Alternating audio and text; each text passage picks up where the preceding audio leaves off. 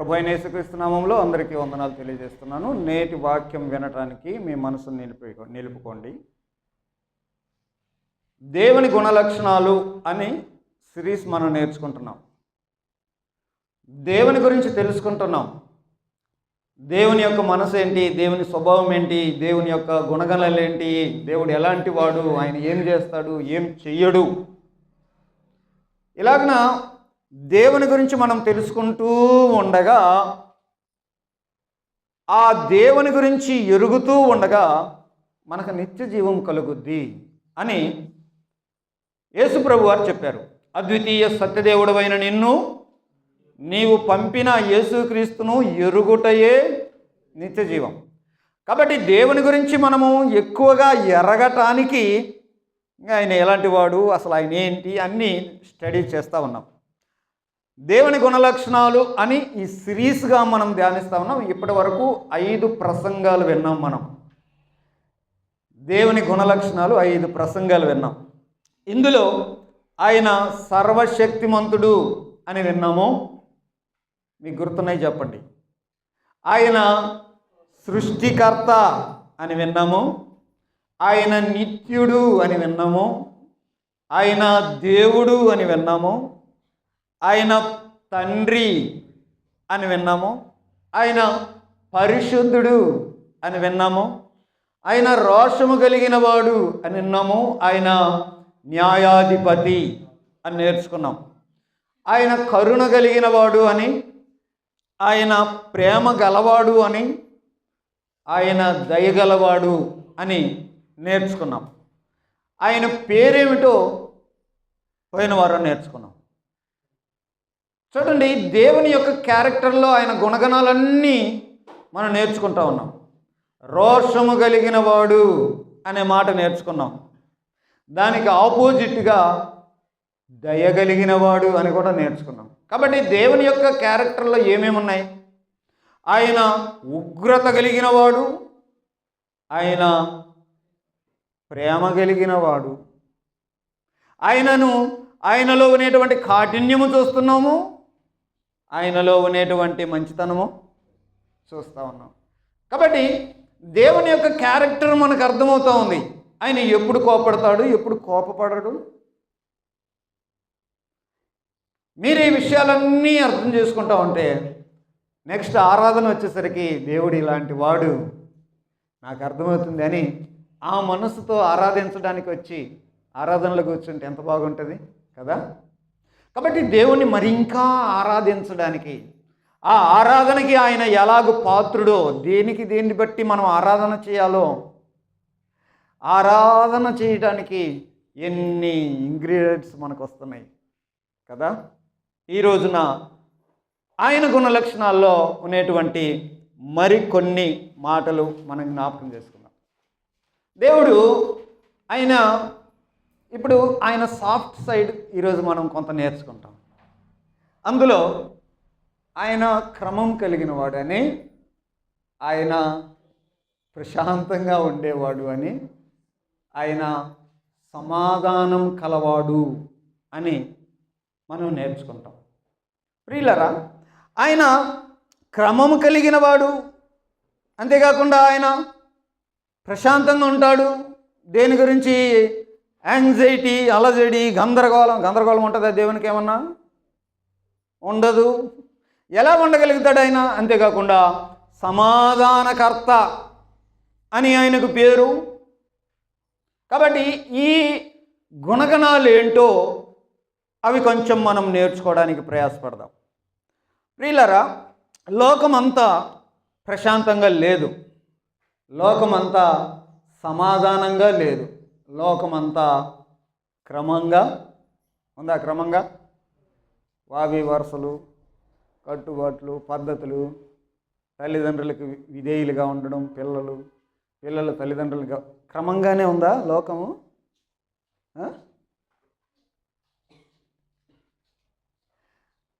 లోకము ప్రశాంతంగా ఉందా? లోకము సమాధానంగా ఉందా? కానీ సమాధానం కలిగిన వాడు. మీకు ఆయన గురించి ఒక మాట యెషయా గ్రంథం 9వ అధ్యాయం 6వ వచనంలో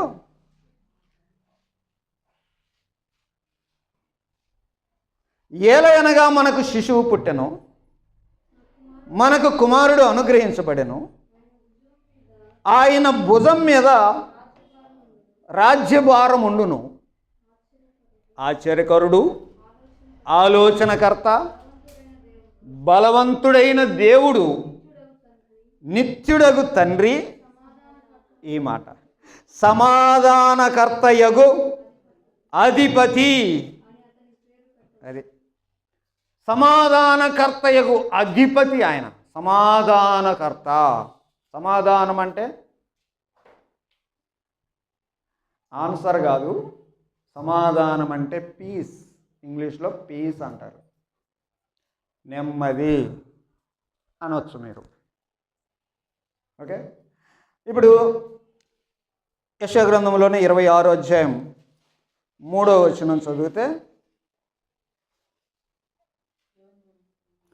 ఎవని మనస్సు నీ మీద ఆనుకును వానిని నీవు పూర్ణ శాంతి గలవానిగా కాపాడుదువు. చూడండి, ఎవని మనస్సు ఆయన మీద ఆనుకుంటుందో, ఈ ఆనుకున్నటువంటి వాడు ఎలాగుంటాడు అని అంటే పూర్ణ శాంతి కలిగిన వాడిగా ఉంటాడు. పూర్ణ శాంతి కలిగిన వాడిగా. తెస్సలోనికే రాసిన 2వ పత్రిక, తెస్సలోనికేలకు రాసిన 2వ పత్రిక 1వ పత్రిక 5వ అధ్యాయం 23వ వచనం.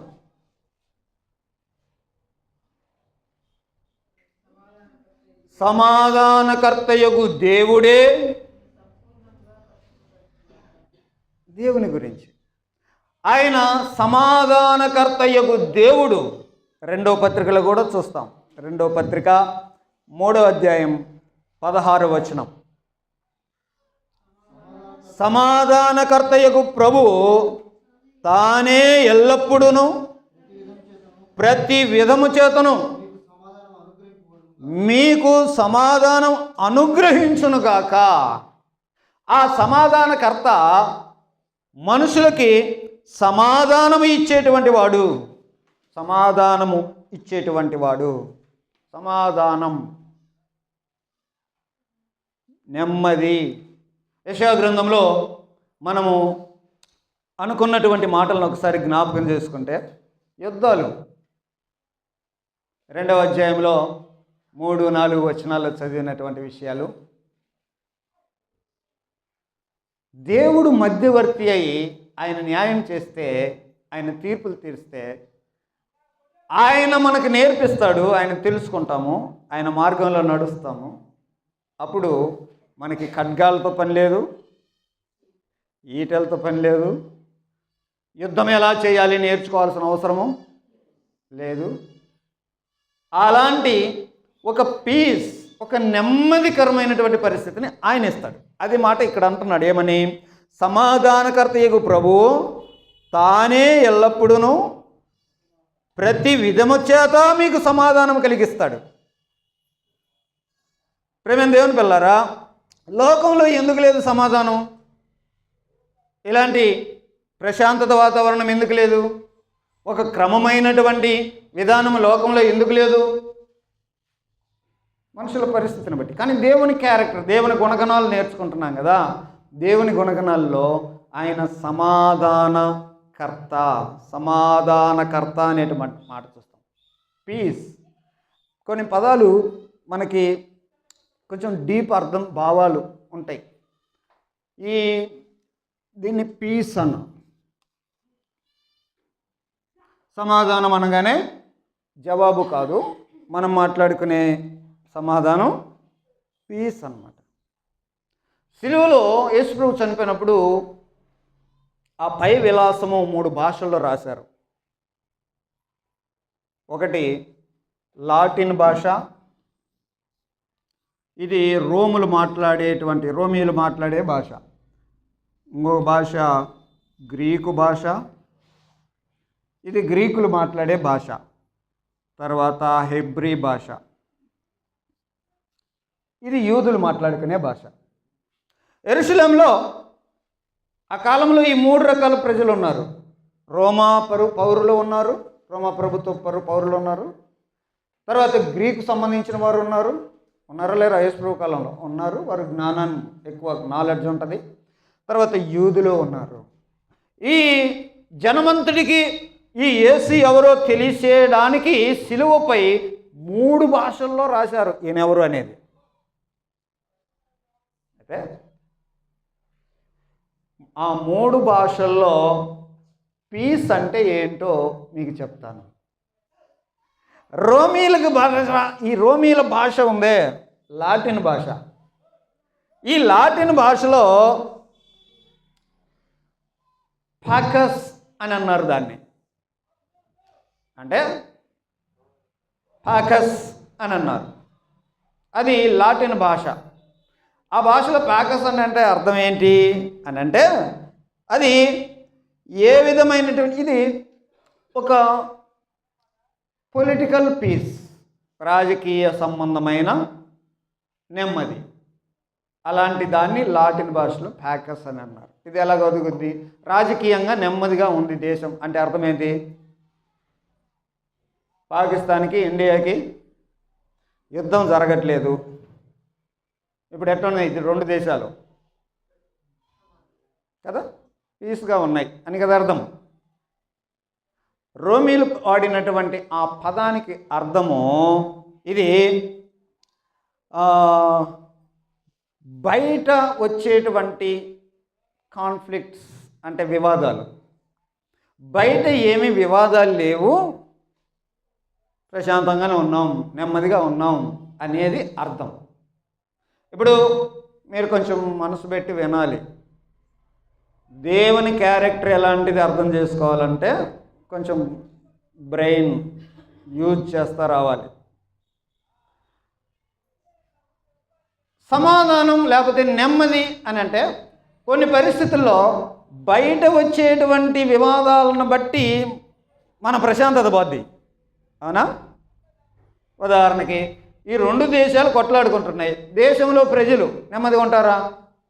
అదనమాట అర్థం. తర్వాత ఇది బయట నుండి వచ్చేటువంటి ప్రాబ్లమ్స్ను బట్టి వచ్చేది.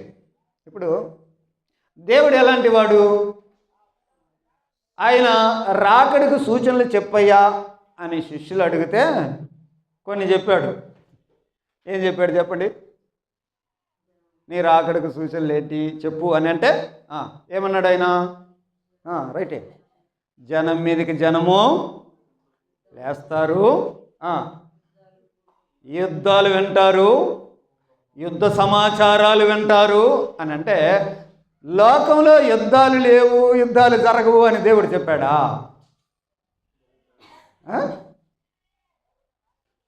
జరిగేవి జరుగుతూనే ఉంటాయి. కాబట్టి పీస్ అంటే అర్థం వీళ్ళు అనుకున్న పీస్ కాదు. ఏది బయట నుండి వచ్చే గందరగోళాలు లేకుండా ఉంటాయి, అది కాదు దేవుడు చెప్పిన సమాధానం అంటే. రెండోది, వీళ్ళున్నారు గ్రీకులు ఏమనుకున్నారంటే బయట నుండి వచ్చేటువంటి గందరగోళాలు కాదు, మన లోపల నుండి వచ్చే గందరగోళాలు లేకుండా ఉండడమే పీస్ అన్నాడు. నీ లోపల కొన్ని గందరగోళాలు వచ్చి నీ మనస్సును నెమ్మది లేకుండా చేస్తాయా చేయవా?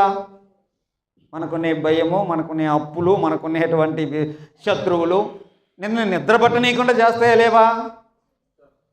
అవి మన లోపల ఉండే, ఇందాక మాట్లాడుకున్నాయి. బయట నుండి వచ్చేటువంటి సమస్యలు ఇప్పుడు మన లోపల నుండి వచ్చే సమస్యలు. గ్రీకులు పీస్ అంటే ఏమనుకున్నారు అని అంటే, జ్ఞానం ఎక్కువ ఉంది కాబట్టి వాళ్ళకి, మన లోపల ఏమీ గందరగోళం లేకుండా ప్రశాంతంగా ఉంటే అదే పీస్ అని వాళ్ళు అనుకున్నారు. అయితే బైబిల్ గ్రంథం హెబ్రీలోను గ్రీకులోను రాయబడింది అన్న కదా, బైబిల్లో చెప్పినటువంటి పీస్ లేకపోతే సమాధానం అని దానికి వాళ్ళు వాడిన పదం ఏంటంటే షాలోమ్ అని. షాలోమ్ అరబ్ దేశంలో సలాం అంటారు. పీస్, షాలోమ్, అదే అర్థం. షాలోమ్, షాలోమ్ అని అనేది చాలా మంచి పదం. షాలోమ్ అని అంటే ఆ పదం యొక్క అర్థం ఏంటంటే నీకు నాకు మధ్య షాలోమ్. నీకు నాకు మధ్యలో ఉన్నటువంటి ఉదాహరణకి షాలోమ్ అనగానే ఇందులో 2 పదాలు ఉంటాయి అర్థం చేసుకోవడానికి. ఒకటేమో హెల్త్.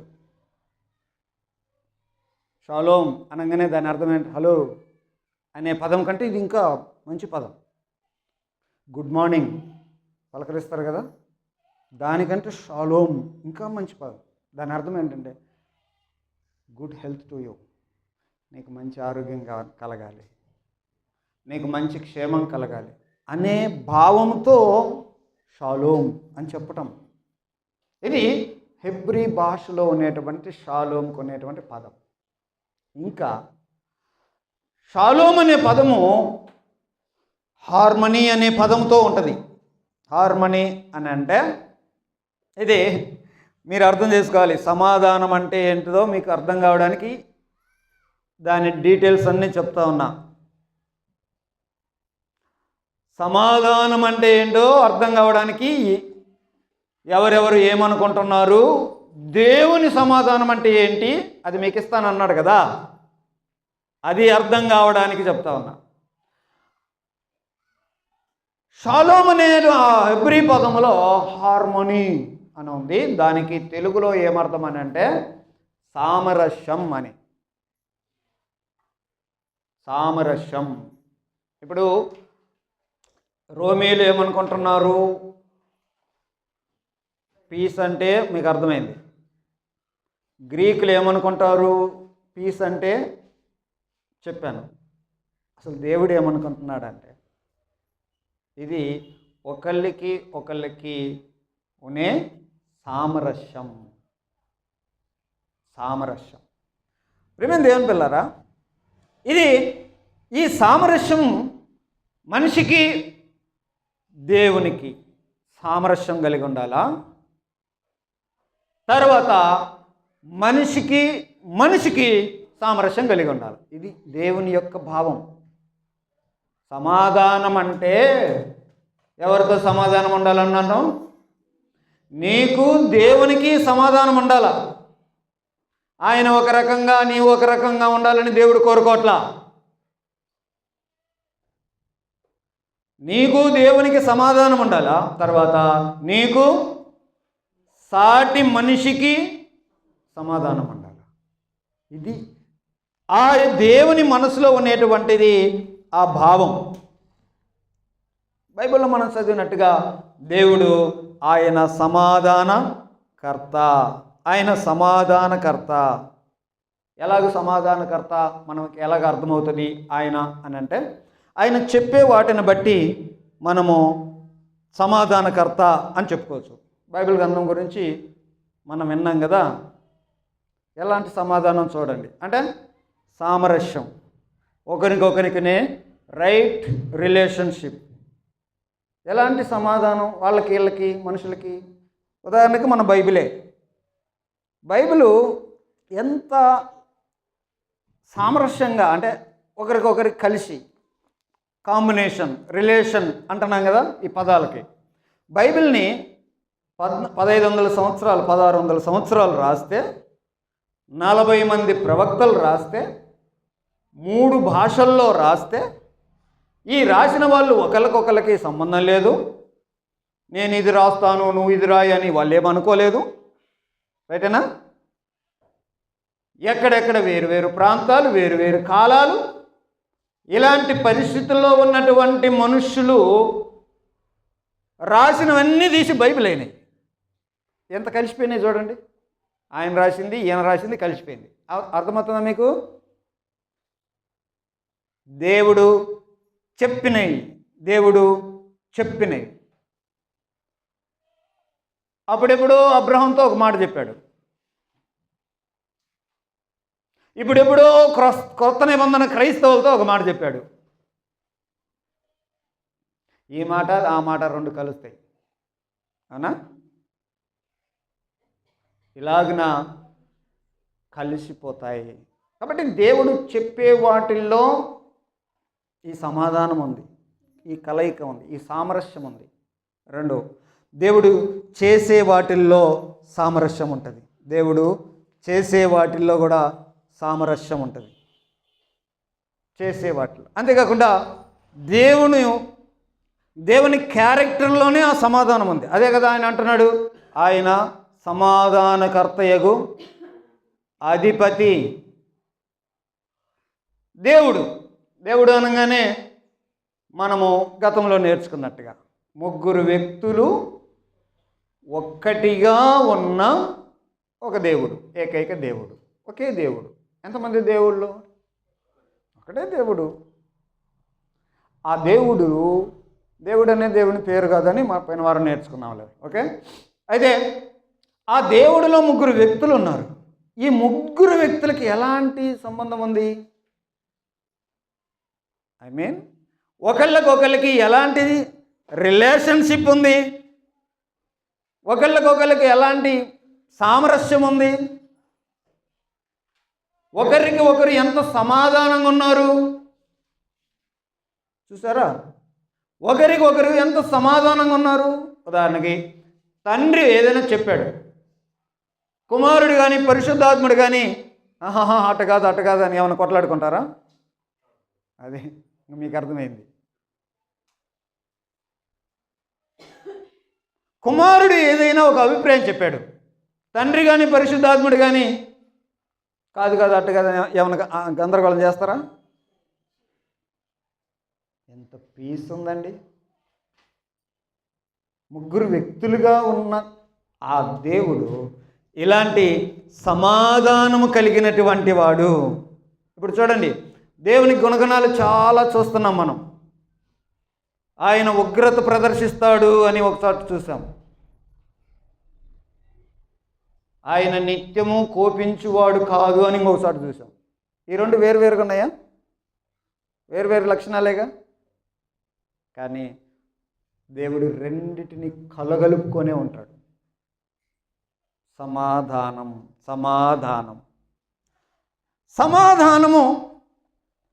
ఇలాంటి దేవునిలోనే ఆ సమాధానం మేము ఎలాగున్నామో అది మీకు ఇస్తా. సమాధానం ఎక్కడెక్కడ ఉండాలో రెండు పదాలు ముందే చెప్పాను నేను. ఎవరెవరికి ఉండాలి? నీకు, దేవునికి. యెషయా గ్రంథం తీద్దాం. 1వ అధ్యాయం 18వ వచనం. యెహోవా ఈ మాట సెలవిచ్చుతున్నాడు, రండి మన వివాదము తీర్చుకుందాం. అంటే నీకు నాకు మధ్యలో కాన్ఫ్లిక్ట్స్ ఏమి ఉండకూడదు. ఈ కాన్ఫ్లిక్ట్స్ ఏంటి అని అంటే చూడండి, బయట నుంచి వచ్చేటువంటి కాన్ఫ్లిక్ట్స్ కాదు, మన లోపల ఉన్న కాన్ఫ్లిక్ట్స్ కూడా కాదు. ఎవరెవరికి? రండి మన మధ్యలో ఉన్న. ఎవరు సెలవిచ్చింది? దేవుడు సెలవిస్తున్నాడు. రండి, నీకు నాకు మధ్యలో సమాధానం ఉండాలా. మన మధ్యలో ఉండేటువంటి వివాదం మనం తీర్చుకుందాం, రండి రా. ఎందుకు ఇలాగ మనుషులను ఆయన పిలుస్తున్నాడు? ఎందుకు అనంటే దేవుడు అలాంటి వాడు కాబట్టి. తండ్రి, కుమారుడు, పరిశుద్ధాత్ముడు ఎంత సమాధానంగా ఒకరికొకరు సంబంధాలు కలిగి ఉన్నారో అలాంటి సమాధానం కలిగిన వాడిని నేను. కాబట్టి నేను సృజించినటువంటి మీరుకు నాకు మధ్యలో ఏ విధమైన విభేదాలు ఉండకూడదు. రండి మనం కలిసి ఉందాం కదా. ఈ సమాధానం, ఆ సమాధానకర్త ఆయనే అయితే అలాంటి సమాధానం మీకు నాకు మధ్యలో ఉండాలి అని కోరుకుంటాడు. యోహాను సువార్త 17వ అధ్యాయంలో యేసు ప్రభు చేసిన ప్రార్థన ఒకసారి చూస్తే 20వ వచనం నుండి చదువుతున్నా. మరియు నీవు నన్ను పంపితివని లోకము నమ్మునట్లు తండ్రి నా యందు నీవు, నీ యందు నేను ఉన్నాను. అక్కడ ఆగాలి కొద్దిసేపు. ఇప్పుడు దాకా మనం మాట్లాడుకున్న సమాధానం మీకు అర్థమైందా? దేవునిలో సమాధానం ఎలాగుంది? ఆయన యందు ఈయన ఉన్నాడంట, ఈయన యందు ఆయన ఉన్నాడు. వాళ్ళ మధ్యలో ఏ విధమైన విభేదాలు కానీ వివాదాలు కానీ ఏమీ లేవు. కలిసి ఉన్నారు, ఒకే అభిప్రాయం. ఒకళ్ళు అంటే అందరూ ఉమ్మే. విభేదాలు లేవు, వివాదాలు ఏమి లేవు. నా యందు నీవు, నీ యందు నేను ఉన్నలాగున. తర్వాత వారును మన యందు ఏకమై ఉండవలనని వారి కొరకు మాత్రమే ప్రార్థన వారు అని అంటే యేసు ప్రభువు చుట్టూ ఉన్నటువంటి 12 మంది శిష్యుల గురించి చెప్తున్నాడు. ఒకటి, నీకు నాకు ఉండేటువంటి బంధం ఉందా? ఎలాగుందో నా యందు నీవు, నీ యందు నేను ఎలాగున్నామయ్యా, అలాగే మన ఇద్దరి యందు కూడా వీళ్ళు కూడా ఉండాలి అని ఈ చుట్టూ ఉన్న ఈ 12 మంది కూడా మనలాగా మనతో సమాధానంగా ఉండాలి అని వాళ్ళ కొరకు మాత్రమే నేను ప్రార్థన చేయటం లేదు, కంటిన్యూ చేయాలా. ఈ 12 మంది వెళ్ళి వాక్యం చెప్తారు. వీరి వాక్యము వలన నా యందు విశ్వాసం ఉంచు వారు అందరూ ఏకమై ఉండవలనని ఆ వాక్యం వినే వాళ్ళ కొరకు కూడా ప్రార్థన చేస్తున్నాను. సమాధానకర్త మీకు సమాధానం ఇస్తాడు. ఆ సమాధానం ఎలాంటిది? నా యందు నీవు, నీ యందు నేను ఎలాగున్నామో అలాంటి ఆ బంధమే ఈ 12 మందికి కలిగి ఉండాలా. 12 మంది కూడా మనలో అలాగుండాలా. వీళ్ళ వాక్యము విని ఎవరైతే విశ్వాసులు అవుతారో వాళ్ళు కూడా మనతో కలిసి ఉండాలి. ఇది ఆయన సమాధానం అని అంటే అర్థం చేసుకోవాల్సినటువంటి విషయం. ప్రేమ దేవుని పిల్లలారా, ఇప్పుడు ఈ సమాధానము దేవుడు అలాంటి సమాధానకర్త అయితే ఆ బంధం నీకు నాకు కూడా ఇవ్వాలని దేవుడు కోరుకుంటుంటే, అందుకే ఆయనకు ఇందాక చదువుకున్న మాట సమాధానకర్తయగు అధిపతి. ఆ సమాధానాన్ని యేసు ప్రభు వారు మనకు తెచ్చాడు. దేవుని దగ్గర ఉండేటువంటి ఆ సమాధానం మనకు దేవుడిస్తా ఉన్నాడు. యేసు ప్రభు శిలువలో చనిపోక ముందు రాత్రి అందరినీ కూర్చోబెట్టుకొని ఆయన 14వ అధ్యాయం, యోహాను సువార్త 14వ అధ్యాయంలో 27వ వచనం ఇలాగ అంటున్నాడు. ఏమని? శాంతి మీకు అనుగ్రహించుచున్నాను, నా శాంతిని మీకు అనుగ్రహిస్తూ ఉన్నాను. లోకం ఇచ్చే శాంతి కాదు ఇది. శాంతి అని అంటే మీకు అలాంటి లైఫ్ ఇస్తున్నాను, ఆయన చనిపోయే ముందు అలాంటి నెమ్మది ఇస్తాను, అలాంటి పీస్ ఇస్తాను, అలాంటి సమాధానం ఇస్తాను అని ఆయన చెప్పాడు. 16వ అధ్యాయంలో ఇక్కడే 16వ అధ్యాయం 33వ వచనంలో నా యందు మీకు సమాధానము కలుగునట్లు. సో మనకి ఆ సమాధానం కావాలి. సమాధానం అని అంటే ఎవరెవరికి కావాలన్నానో, దేవునికి మనకు ఎలాంటి రిలేషన్ ఉండాలో అది సమాధానం యొక్క అర్థం. నా సమాధానం మీకు ఇస్తున్నాను అని అంటే తండ్రికి నాకు ఎలాంటి సమాధానం ఉందో, ఎలాంటి రిలేషన్ ఉందో, నీకు నాకు కూడా అలాంటి రిలేషన్ కావాలి. నా యందు మీకు ఆ సమాధానం కలుగుద్ది. అంతేకాదు, స్థానిక సంఘ సభ్యులు ఉన్నారు మీరు, మీలో కూడా ఒకళ్ళకొకళ్ళు అది సమాధానం. బైబిల్ చెప్పిన దేవుని సమాధానం.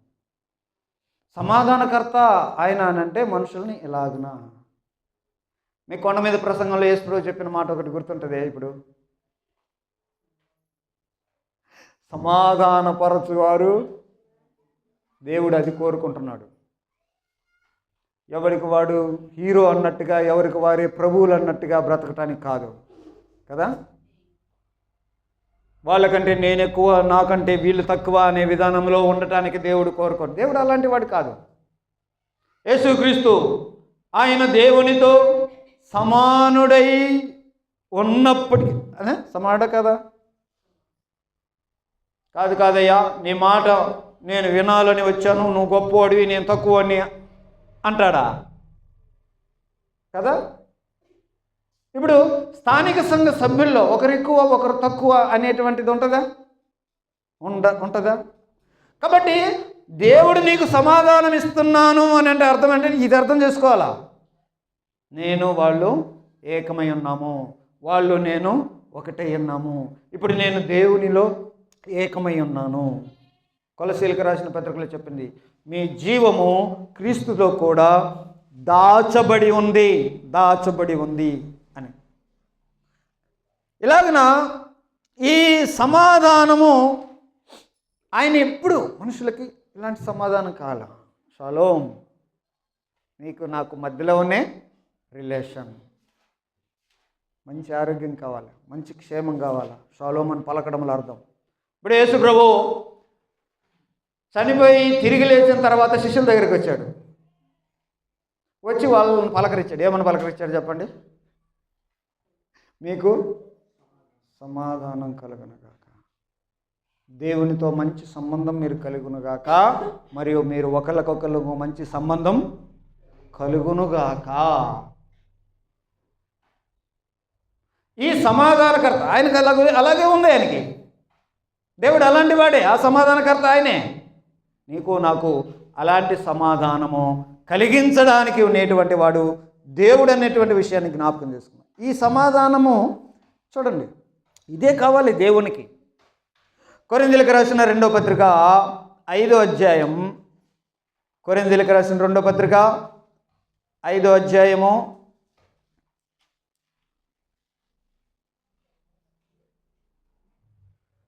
18వ వచనం 17 నుంచి చదువుతా. కాగా ఎవడైనను క్రీస్తు నందు ఉన్న ఎడలవాడు నూతన సృష్టి, పాతవి గతించెను, ఇవిగో కొత్తవాయను, సమస్తమును దేవుని వలననైనవి. ఆయన మనలను క్రీస్తు ద్వారా తనతో సమాధానపరుచుకొని ఆ సమాధానపరచు పరిచర్యను మాకు అనుగ్రహించను. అదేమనగా దేవుడు వారి అపరాధములను వారి మీద మోపక క్రీస్తునందు లోకమును తమతో సమాధానపరుచుకొనుచు ఆ సమాధాన వాక్యాన్ని మాకు అప్పగించాడు. దేవుడు సమాధానకర్త అంటే ఏమనుకుంటున్నారు? ఇక వినండి మీరు. సమాధానకర్త అంటే ఒకరికొకరికునే ఆ రిలేషన్ చెప్తా ఉంది. ఇక్కడ చదివిన మాటను బట్టి దేవుని సమస్తము దేవుని వలననైనవి. ఆయన మనలను క్రీస్తు ద్వారా తనతో సమాధానపరుచుకొని, ఇప్పుడు సమాధానం వచ్చిందా మనుషులకి? సమాధానం అంటే ఏంటి? దేవునికి నీకు ఉండాల్సిన బంధం, దేవునికి నీకు ఉండాల్సిన బంధం ఎలాగొచ్చింది? అది చెప్తున్నా, యేసుక్రీస్తు ద్వారా. యేసుక్రీస్తు సిలువలో చనిపోకపోతే ఈ సమాధానం అనగా నీకు దేవునికి సంబంధం వస్తుందా? ఆయన చనిపోబట్టి, ఆయన మనుషుల యొక్క పాపములన్నిటినీ తన శరీరంపై భరించడాన్ని బట్టి, తన శరీరమందు పాపమునకు శిక్ష తాను అనుభవించబట్టి, పాపం అంటే పాపం ఎరుగని ఆయనను, అందుకోసమే తర్వాత వచనంలో ఉంటుంది ఆ మాట, 21వ వచనం. ఎందుకనగా మనం ఆయన యందు దేవుని నీతి అగునట్లు పాపము ఎరుగని ఆయనను మన కోసం పాపముగా చేశాడు. అర్థం చేసుకోండి. యేసు ప్రభు వారు సిలువలో చనిపోయాడు అని అంటే అర్థం ఏంటి అని అంటే ఆయన పాపముగా చేయబడ్డాడు. పాపిగా కాదు, పాపముగా చేయబడ్డాడు. సిలువలో ఉంది ఏంటి? పాపము ఉంది, పాపి కాదు సిలువలో ఉండింది. యేసు ప్రభు యొక్క ఆ శరీరము పాపముగా సిలువలో ఉంది కాబట్టి ఆ పాపాన్ని శిక్షించాడు. దెబ్బలు ఎవరి మీద పడ్డాయి? యేసు ప్రభు శరీరం మీద పడుతున్నాయి కదా. తన శరీరమందు పాపమునకు శిక్ష తానే భరించి అనే మాటలు అర్థం చేసుకుంటే, ఇలాగిన మనుషులు చేసినటువంటి పాపములు దేవుని ఎదుట రాలేని పరిస్థితి, దేవుని దగ్గర ఉండలేని పరిస్థితి, పాపిగా ఉన్నటువంటి మనిషిని దేవుడు ఏం చేస్తున్నాడంటే, యేసుక్రీస్తు అలాంటి బలియాగం చేయడాన్ని బట్టి ఈ పాపము శిక్షించబడింది కాబట్టి ఇక రా, పాపము లేని స్థితిలో రా, దేవునితో, క్రీస్తు ద్వారా దేవునితో సమాధానపరుచుకొనొచ్చు. అట్లా వచ్చింది క్రైస్తవులకు దేవునితో సమాధానం. ఇప్పుడు తండ్రికి కుమారునికి సమాధానం వాళ్ళ మధ్యలో ఉంది కదా. ఇప్పుడు నీకు దేవునికి సమాధానం అది కలగడానికి క్రీస్తు ద్వారా వచ్చింది. క్రీస్తు నీ కొరకు ఏం చేశాడనే విషయం నీకు అర్థమైతే, నేను దేవునితో ఎంత సమాధాన పడ్డామో మనకు అర్థమైంది. యెషయా గ్రంథంలో చదివినట్టుగా దేవుడు ఏమన్నాడు? రండి మన వివాదం తీర్చుకుందాం. ఇందాక నేను ఒక మాట చెప్పాను, తండ్రి ఏదైనా చెప్తే కుమారుడు కాదు కాదు అట్టి అంటాడా? వాళ్ళ మధ్యలో అలాంటి బంధం ఉంది. దానికి పదం నేనేమంటానంటే, అలాంటి సమాధానం ఉంది వాళ్ళిద్దరి మధ్యలో, అలాంటి సమాధానం ఉంది. ఇప్పుడు నీకు దేవునికి అలాంటి సమాధానం ఉండాలని దేవుడు అనుకుంటున్నాడు. అది నీకు ఇస్తాను అంటున్నాడు. అలాంటి సమాధానం నీకు ఇస్తాను.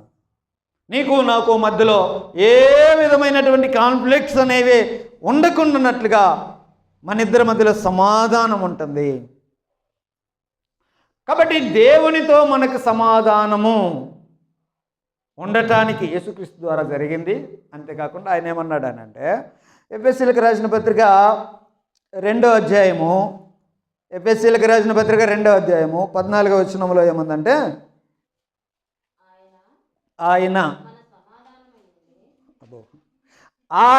మన సమాధానమై ఉండి మీకును మాకును ఉండిన ద్వేషమును, అనగా విధిరూపకమైన ఆజ్ఞల వలన, ఆజ్ఞల గల ధర్మశాస్త్రమును తన శరీరమందు కొట్టివేయుట చేత మధ్య గోడను పడగొట్టి మన ఉభయులను ఏకము చేసెను. దేవుడు సమాధానకర్త అంటే ఆ దేవునిలో ఉనే సమాధానము, ఆ బంధము నీకు నాకు ఉండాలి అని మనకు సమాధానం ఇస్తా ఉన్నాడు. ఎవరెవరికి అని అంటే, దేవునికి మనకి. ఇక్కడ ఏమంటున్నాడు అని అంటే, ఆయనే మన సమాధానమై ఉండి మీకు మాకు మధ్యలో ఉండేటువంటి ఈ అడ్డం ఏదైతే ఉందో దాన్ని తొలగించేసి, పౌలు గారు యోధుడు పత్రిక రాస్తూ ఉన్నాడు.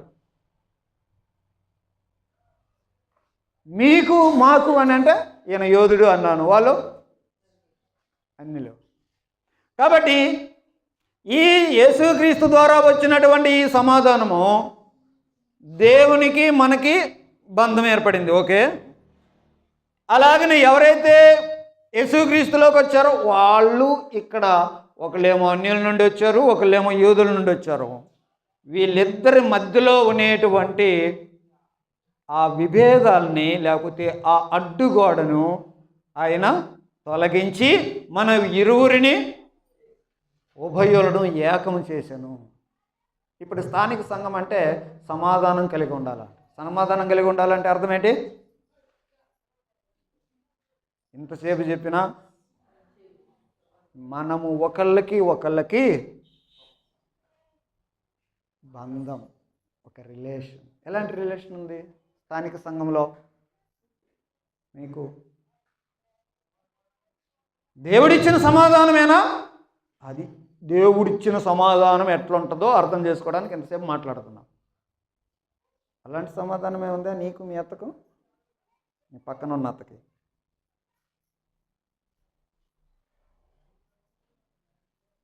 ఈనాడు చూడండి, సమాధానం కలుగునుగా కానీ చివరిలో ఆశీర్వాదం తీసుకుంటాం కదా. తండ్రి అయిన దేవుని, కుమారుడైన యేసుక్రీస్తు కృప, పరిశుద్ధాత్మ సహవాసం అందరు కలిసి ఉంటుందా అండి సమాధానం స్థానిక సంఘాల్లో? మరి దేవుడు చెప్పిన సమాధానం అంటే అది అర్థము. నా సమాధానం మీకు వస్తున్నానంటే ఆ సమాధానం మనకు కలిగి ఉండాలా. ఆ సమాధానం కలిగి ఉండాలని అంటే 2 భాగాలు చెప్పాను. ఒకటేమో దేవునికి నీకు ఉండేటువంటి సమాధానము, రెండోదేమో నీకు నీ సాటి సహోదరి సహోదరులతో ఉండాల్సిన సమాధానం. దీని కొరకే కదా యేసు ప్రభు ప్రార్థన చేసింది యోహాను సువార్త 17వ అధ్యాయంలో. ఏమని? తండ్రి, నా యందు నీవు, నీ యందు నేను ఎట్లాంటి బంధం కలిగి ఉన్నామో ఈ 12 మంది అట్లాంటి బంధమే కలిగి ఉండాలా మనతోటి. ఈ 12 మందే కాదు, వీళ్ళు ఎవరికైతే వాక్యం చెప్తారో నమ్మిన వాళ్ళందరూ కూడా మనతో అలాంటి బంధమే కలిగి ఉండాలా. అది సమాధానం. అలాంటి సమాధానము మనం కలిగి ఉండాలనేది బైబిల్ గ్రంథం చెప్పే మాట. ఫిలిప్పీలకు రాసిన పత్రిక 4వ అధ్యాయం, ఫిలిప్పీలకు రాసిన పత్రిక 4వ అధ్యాయం 7వ వచనం. అప్పుడు సమస్త జ్ఞానమునకు మించిన దేవుని సమాధానం యేసుక్రీస్తు వలన మీ హృదయములకు మీ తలంపులకు కావలే ఉంటుంది. ఆ సమాధానం దేవునితో అలాంటి రిలేషన్. అడుగు, నీకేం కావాలో అడుగు. నీకు అలాంటి బంధం కలిగి ఉంటావు అప్పుడు.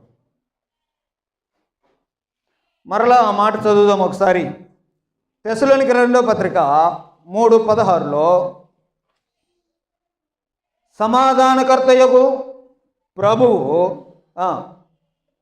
తానే ఎల్లప్పుడూ ప్రతి విధము చేతను మీకు సమాధానము అనుగ్రహించునుగాక. ప్రభువు మీకు తోడయుండునుగాక. మీరు ఎట్టి పరిస్థితుల్లో దేవుని నుండి వేరు కాకూడదు. ఎట్టి పరిస్థితుల్లో దేవుని నుండి వేరు కాకూడదు. ఎట్టి పరిస్థితుల్లో సాటి సహోదరి సహోదరుల నుండి వేరు కాకూడదు. అది కదా సమాధానం అంటే. వాళ్ళు ఎందుకు చర్చికి రాలేదంటే మిగతా వాళ్ళందరికీ తెలియదు. ఎందుకు తెలియదు? నేను చెప్పు, ఎందుకు తెలియదు? వాళ్ళ వాళ్ళు చర్చికి ఎందుకు రాలేదు వీళ్ళందరికీ తెలియదు. ఎందుకు తెలియదు? ఒకళ్ళకొకళ్ళు కాదు, ఆ బంధం లేదు కదా, ఆ సమాధానం లేదు కదా. ఏమండి, అర్థమవుతుందా? కానీ దేవుడు ఎప్పుడు చెప్పింది కూడా ఇదేమో సమాధానం కలిగిన కాక, సమాధానకర్తయగు, సమాధానకర్త, సమాధానపరిచేవారు. సమాధానపరచడం అంటే ఏంటి అయ్యా? సమాధానపరచడం అంటే ఏంటి? వాళ్ళిద్దరి మధ్యలో సరిగా బంధం లేదు. సమాధానపరచడం అంటే వాళ్ళిద్దరినీ ఒక మంచి బంధంలో పెట్టావు, ఉభయులను ఏకం చేయడం. ఇప్పుడు దేవుని సమాధానం అంటే చూడండి, ఇక దేవుడి సమాధానకర్త అంటే తండ్రి కుమారుడు పరిశుద్ధాత్ముడు ఎలాంటి సమాధానంతో ఉన్నారో అది దేవునికి నీకు మరియు నీకు నీ తోటి సహోదరి సహోదరులకి ఉండాలి. అలాంటి సమాధానమే నేను మీకు ఇస్తున్నాను. ఇక్కడ చెప్పిన మాట ఏమన్నాడంటే, ప్రభు తానే ఎల్లప్పుడూ ప్రతి విధము చేత అనే మాటలు చూస్తున్నాం. కొలస్సీలకు రాసిన పత్రిక 3వ అధ్యాయం 15వ వచనంలో, కొలస్సీలకు రాసిన పత్రిక 3వ అధ్యాయం 15వ వచనం, క్రీస్తు అనుగ్రహించు సమాధానము మీ హృదయములలో ఏలుచుండనీయుడి. ఇందుకొరకే మీరు ఒక్క శరీరంగా ఉండటానికి పిలువబడితిరి. మీకేమర్థమవుతుందండి మెసేజ్? స్థానిక సంఘం అంటే రెక్లెస్గా, కేర్లెస్గా ఎవరైతే ఉంటారో వాళ్ళకి ఎంత చంప మీద కొట్టినట్టు అండి. సంఘం అంటే ఏంటి? ఒక్క శరీరంగా ఉండడానికి మీరు పిలువబడితిరి. ఇప్పుడు మీ హృదయాల్ని ఏమి ఏలాలి? క్రీస్తు అనుగ్రహించు, చదవండి, మరలా చదవండి, అంతగా డౌట్ వస్తే. క్రీస్తు అనుగ్రహించు సమాధానము మీ హృదయాలను ఏలనివ్వండి. ఇందుకొరకే ఒక్క శరీరంగా ఉండడానికి, ఒక్క సంఘముగా ఉండడానికి మీరు పిలువబడ్డారు. మీరు ఒక సంఘం కదా, ఒక శరీరం కదా, యేసుక్రీస్తు శరీరం కదా, అందుకోసం కదా మీరు పిలువబడింది. కాబట్టి అలాగ పిలువబడిందంటే అర్థం ఏంటి? ఏమి ఏలాలి మీ హృదయాల్ని? సమాధానం మేలు. పక్క మనిషి గురించి ఆలోచన చేసే పరిస్థితే లేదు నేడు సంఘాల్లో. ఏమంటారు మీరు? ఇందాక ఒక మాట అడిగా, వాళ్ళు ఎందుకు రాలేదు అని అంటే వీళ్ళకి తెలుసా? ఎందుకని అలాగ తెలియదు? ఆ బంధం లేదు. ఆ బంధం లేదు అని అంటే ఇప్పుడు మనకు నేర్చుకున్న కాంటెస్ట్ పెట్టి అది లేదు. ఏం లేదు? సమాధానం లేదు. సమాధానం లేదు. ప్రేమ దేవుని పిల్లరా, దేవుడు సమాధానాన్ని కలిగిన వాడు. ఆయన సమాధానకర్త. ఆయనతో సమాధాన పరుచుకోవాలనుకున్నాడు, పరుచుకుంటున్నాడు యేసుక్రీస్తు ద్వారా. అంతేకాకుండా స్థానిక సంఘంలో సమాధానం. కాబట్టి ఇలాంటి సమాధానం మనం కలిగి ఉండి, దేవుడు ఇలాంటి సమాధానం కలిగి ఉండాలంటే చూడండి, దేవుడు క్రమం కలిగిన వాడు. ఆయన చేసేవన్నీ క్రమంగానే ఉంటాయి. సంఘంలో సమాధానం ఉందనుకోండి, శరీరంలో సమాధానం అన్నీ క్రమంగా ఉంటాయా? అదే కదా. ఈ సమాధానం ఏం చేస్తుందంటే ఒక క్రమాన్ని తీసుకొని వస్తుంది. ఎవరి క్రమం వాళ్ళు ఉంటారు. ఈరోజు ఈయన ఒక పాత్ర అనుకున్నాడు, అది చేస్తాడు. ఒక క్రమం ఉంటుంది. ఇప్పుడు మార్నింగ్ బ్రేక్ఫాస్ట్ గురించి ఎవరికైనా టెన్షన్ ఉందా ఇప్పుడు? ఎందుకని? ఒక ఆర్డర్ ఉంది, పలానా ఆయన ఈరోజు బ్రేక్ఫాస్ట్ అరేంజ్ చేస్తున్నాడు, అంతేనా? ఒక క్రమం వస్తుంది. క్రమము ఎప్పుడైతే కంటిన్యూ అవుతుందో ఆటోమేటిక్గా ఇది వస్తుంది. ఏమొస్తుంది? ఇది కదండి దేవుడు కోరుకునేది. ఎవరి మనస్సు నా మీద అనుకొని ఉంటుందో వాడిని పూర్ణ శాంతినిగా చేస్తా, పీస్ఫుల్గా ఉంటా. కాబట్టి మనము హాయిగా, సుఖంగా, నెమ్మదిగా మనం బ్రతకటానికి దేవుని సమాధానం కావాలి. పురుషులు చేయాల్సిన పని ఏంటంటే రోమీలకు రాసిన పత్రికలో చూస్తాం. రోమీలకు రాసిన పత్రిక 12వ అధ్యాయం 18వ వచనం.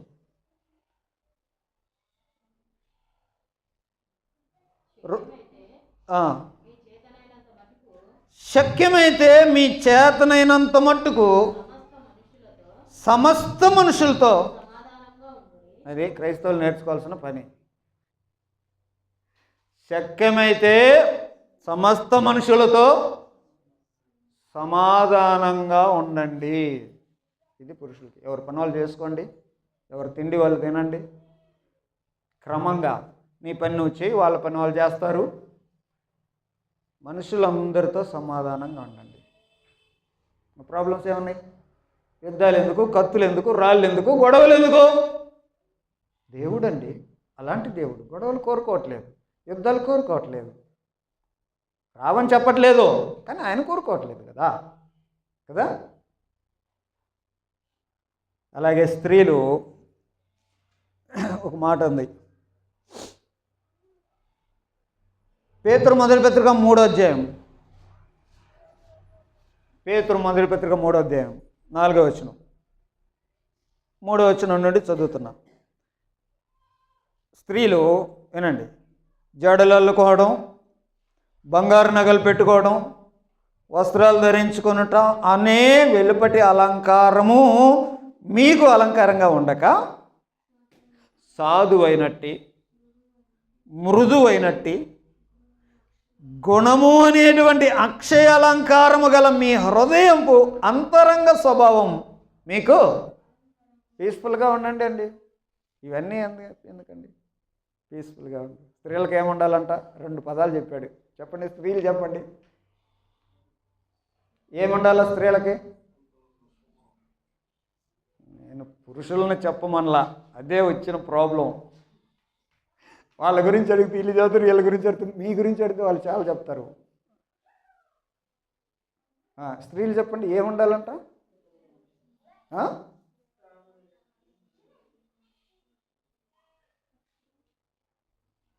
గట్టిగా చెప్పండి. మీకు ఉండాల్సిన లక్షణం ఏంటి? దేవుడు చెప్తున్నాడు, నేను కాదు. సాధువైనట్టి మృదువైనట్టి గుణం ఉండాల. అది మీకు అందం. అంతే. గయ్యం లేచే ఆడది ఎంత నగలేసుకున్నా అందగత్తె కాదు. అందం అనేది నీ రంగులోనో, నువ్వు డ్రెస్సింగ్లోనో, నీ నగల్లోనో, నీ జడల్లోనో లేదు. ఎక్కడ ఉందంట? Gentle spirit. సాధువైనట్టి మృదువైనట్టి. ఇలాగుండండి సమాధానంగా, ప్రాబ్లం ఏం లేదు కదా. సమాధానకర్త అయిన దేవుడు మీకు సమాధానం ఇస్తాడు అని అంటే ఇప్పుడు మీకు అర్థమైంది. సమాధానం అంటే ఏంటో మీకు అర్థమైంది ఇప్పుడు కదా. ఆ సమాధానం దేవునిలో ఉంది. మీతో దేవుడికి ఆ సమాధానం కావాలనుకుంటున్నాడు. దాని కొరకు యేసు ప్రభు ద్వారా మధ్యలో ఉండాల్సిన కాన్ఫ్లిక్ట్స్, వివాదాలు అన్నీ తీసేసి మన ఇద్దరం అలాంటి బంధం కలిగి ఉందాం అన్నాడు. అంతేకాకుండా మీరు ఒకరినొకరు అలాంటి బంధం కలిగి ఉండండి అని చెప్పాడు. అందుకనే శరీరంగా, సంఘంగా ఉండడానికి మీరు పిలువబడ్డారన్నారు. కాబట్టి ఇలాగున మీరు ఉండడానికి దేవుడిచ్చే ఆ సమాధానం మీ హృదయాలను ఏలుతూ ఉండాలి అని చెప్పాడు. కాబట్టి చర్చికి వస్తున్నాము అని అంటే పాత నిబంధన భక్తులను చూసి నేర్చుకోవాలా. దావీదు మహారాజును చూసి, టైం అవుతుంది రే బాయ్, ఈయనేమో మహారాజే, సైనికుడు ఉంటాడు. సైనికుడు అంటే మహారాజుకు పనివాడేగా. ఏంది ఇంకేడన్నావు? పోదాం పద మందిరానికి పోదాం పద. ఆ రాజుకు సైనికునికి సమాధానం ఉందా? ఉంది కదా. ఉంది కాబట్టే పిలుచుకోబోతున్నాడు. కాబట్టి ఒకసారి మీరు అర్థం చేసుకోండి. సమాధానము మన హృదయాల్ని ఏలుతూ ఉంటే దేవునితో ఎప్పుడు అలాంటి కనెక్షనే, అలాంటి బంధమే ఉంటాం. సమాధానం మన హృదయాన్ని ఏలుతూ ఉంటే సాటి సహోదరులను కూడా అలాంటి సమాధానంతోనే ఉంటాం. నీకు నువ్వు వచ్చి ఆరాధన చేసి నీకు నువ్వు వెళ్ళిపోయేది దేవుని ఉద్దేశం కానే కాదు. సమాధానం మీకు కలుగునుగాక అని శిష్యులతో తిరిగి లేచి వచ్చినంబటి అన్నాడంటే అర్థమైంది చెప్పండి ఇప్పుడు నాకు.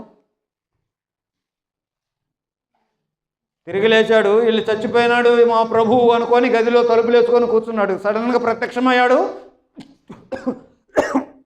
సమాధానం కలుగునుగాక అని అన్నాడు. మీకు ఒకరికొకరికి మంచి సంబంధం కలిగినగాక.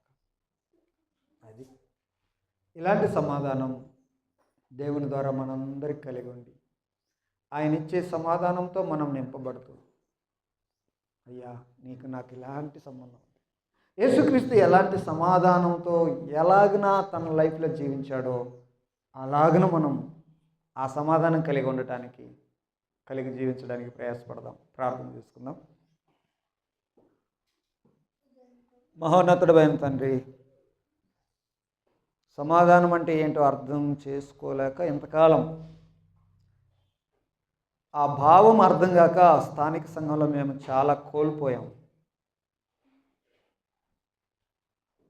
ఆ సమాధానం అనుగ్రహించాలని ఆ సమాధాన స్వార్థను లోకానికి పంచుతూ మమ్మల్ని నీతో సమాధానపరుచుకున్నందుకు స్తోత్రాలు.